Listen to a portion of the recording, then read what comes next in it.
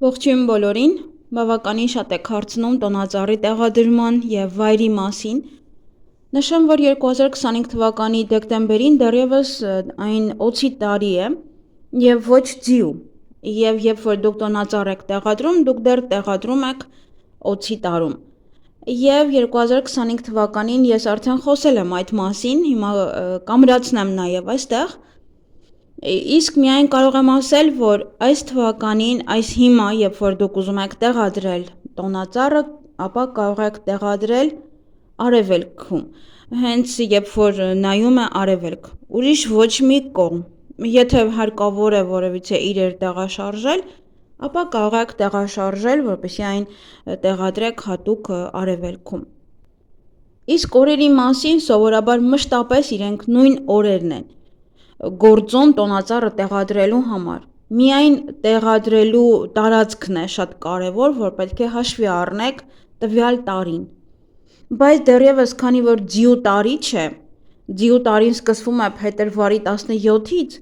դուք պետք է հասկանաք, որ ինչ էլ որ անեք հիմա, միևնույն է դուք ձիուն չեք գոհացնում։ Դուք պարզապես դեռևս օձի տարում տեղադրում եք որևիցե ինչ-որ իր տոնածառ, ծառ, որը որ խորհրդանշում է իհարկե հաջողություն և բարգավաճում։ Շուտով նաև տեսանյութ կլինի, թե որ անկյունները կարող եք ակտիվացնել, որ թվականին որ դուք ծնվել եք, այսինքն որ օրերը, ամսվա, և ըստ այդմ դուք կարող եք հասկանալ, թե ձեզ համար որ անկյունն է ավելի լավ, որ դուք ակտիվացնեք և այդտեղ անպայման պետք է որևիցե իր դնեք, որպեսզի այն ակտիվանա։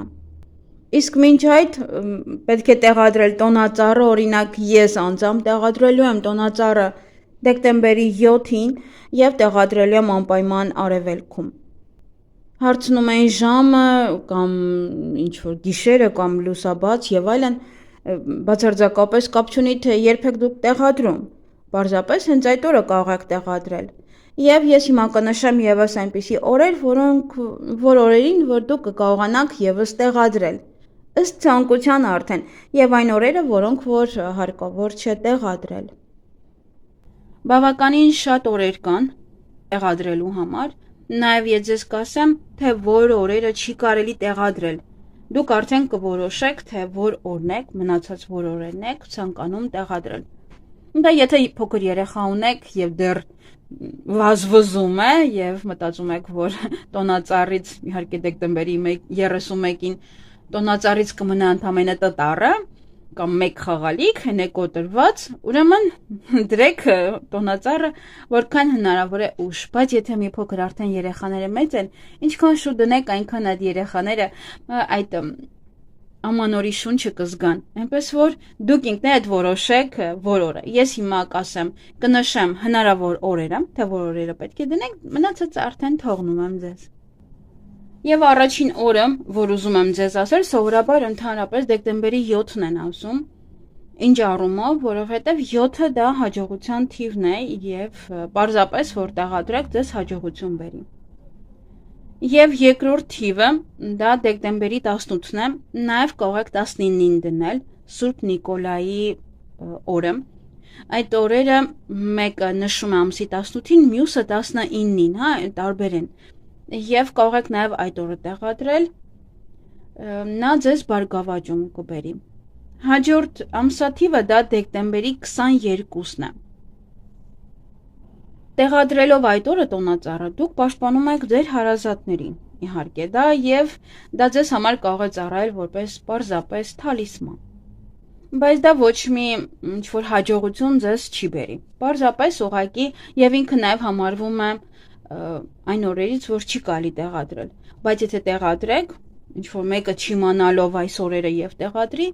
ապա պարզապես այդ տոնածառը իրեն կպահպանի։ Հաջորդ ամսաթիվը դա դեկտեմբերի 24-ն է։ Եթե տեղադրեք այդ օրը, կարող եք նոր ֆինանսական հաջողություններ ունենալ, հնարավորություններ ունենալ, նաև յուրաքանչյուր գործարքի մեջ ֆինանսական կարող եք հաջողություն ունենալ և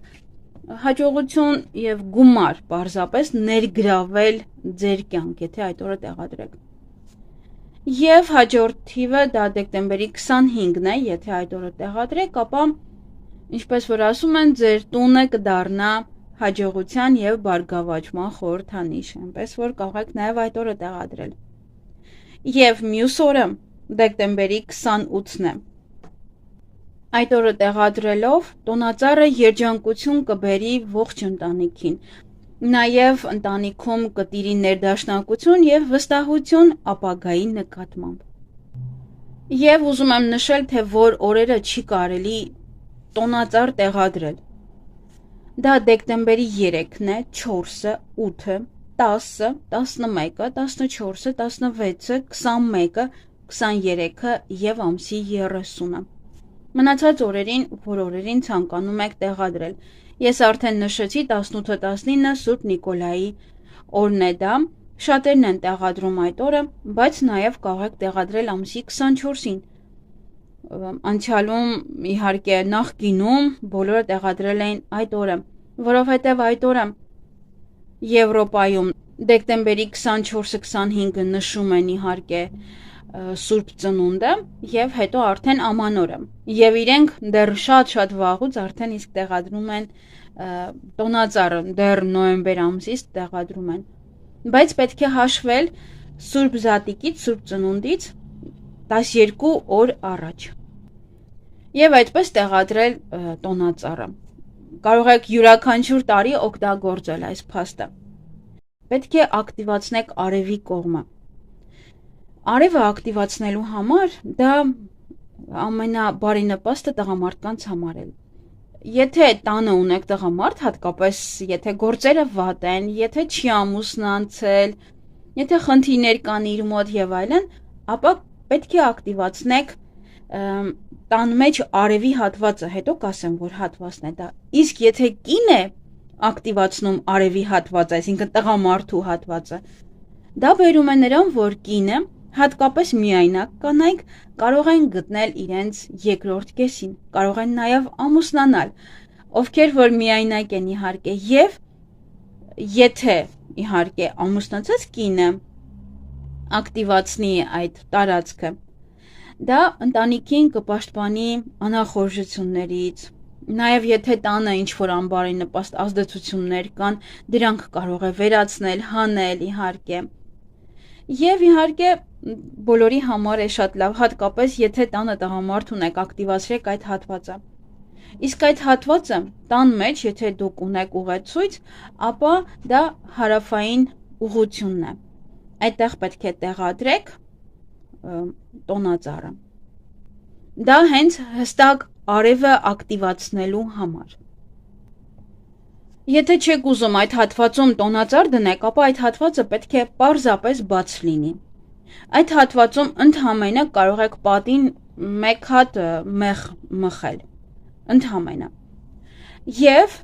եթե չեք ուզում, ուրեմն պետք է այդ հատվածը բաց պահեք։ Եվ այդտեղ պետք է շատ շարժեք, ոնց որ շարժվեք, մարդիկ անընդհատ անցնեն այդ հատվածով։ Թող այդտեղ պարեն, երեխաները խաղան, անգամ ֆիզիկական վարժություններ կարող եք անել, հատկապես եւ տղամարդիկ, եւ կանայք, ովքեր որ միայնակ են, թեկուզ եթե որևիցե խնդիրներ ունեն, բնականաբար արևը դա հիասքանչ է եւ այն ակտիվացնելու համար բնականաբար ձեր կյանքում միայն ուրախություններ կգան, ոչինչ ձեզանից չի գնում։ Եթե խնդիրներ կան, ապա այդ տարածքը պարզապես տեղաշարժեք կահույքը եւ բացեք։ Լավ տունը պետք է մաքրել ամանորից առաջ, հանել ամբողջ այն հին իրերը, որոնք որ ձեր տանը պարզապես աղբի նման մնացել էին, եւ պարտադիր վերադասավորեք ձեր փաստաթղթերը։ Տան բոլոր թղթերը, կլինի դա երեխայի դարակ, երեխայի դասագրքեր, թղթեր եւ այլն, տետրեր, այդ ամբողջը պետք է գեղեցիկ դասավորված լինեն, բայց հստակ պետք է այդ օրը մաքուր լինի տունը, շատ մաքուր եւ թղթերը բոլորը իրար վրա դասավորված։ Չինացիները ինչքան լավ են ապրում հենց այս ֆենշոյի հիմքում ընկած այդ դասավորության հետ կապված, որովհետեւ երբ որ իրենք մարդը երբ որ ընդհանրապես լավ է քնում, լավ է արթնանում, օրը լավ է սկսում, ինքը ավելի անուշքուն է մտնում եւ որևիցե խնդիրներ չի լինում առավոտյան արդեն։ Եվ դա հենց այդ ֆենշոյի շնորհն է։ Իսկ տան հարավ արևմուտքում դա լուսնի գոտին է համարվում։ Այդ կողմը, այդ տարածքը շատ հանգիստ, ջերմ եւ խաղաղ էներգիա ունի մշտապես։ Եվ այն միշտ ազդում է հարաբերությունների վրա, կարգ ու կանոն է ստեղծում յուրաքանչյուրի ընտանիքում։ Լուսինը նաև ոնց որ օջախի կրակը պահողն է, երբ որ մարդը ամուսնանում է, եւ ընտանեկան խնդիրները ընդհանրապես լուծվում են շատ հանգիստ եւ խաղաղ ճանապարհով, որովհետեւ լուսինը դա կնոջ խորհրդանիշն է, մոր խորհրդանիշը ավելի շատ։ Լուսնի այդ անկյան ակտիվացումը շատ լավ կլինի ֆինանսական եւ կարիերայի հարցերում, ովքեր ունեն դրա կարիքը։ Դա կօգնի բարելավել հարաբերությունները, իհարկե, գործնական, վերականգնել կապերը տարբեր մարդկանց հետ։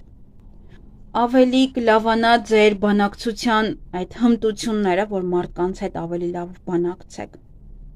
Եվ իհարկե կօգնի, որպեսզի գրավեք նոր եւ լավ հարաբերություններ։ Այդ անկյունը դուք կարող եք ակտիվացնել, եթե ունեք շատրվան փոքր տանը, կարող եք տեղադրել, թեկուզ ամանորին չէ, կան շատրվաններ, ինքը այդպես ձմեռ պապիին է վերաբերվում եւ այլն, կարող եք դա տեղադրել կամ գեղեցիկ սպիտակ ծաղիկներ։ Եվ տան մեջ մի քանի հատվածներ կան, որոնք որ եթե ճիշտ չեք օգտագործում, ապա նա պարզապես բերում է ձեզ կորուստներ եւ չպլանավորված ծախսեր։ Ընդհանրապես հարավային հատվածը դա կարիերայի համար է։ Եվ նա լցված է մշտապես մեր կյանքում օգտակար էներգիա։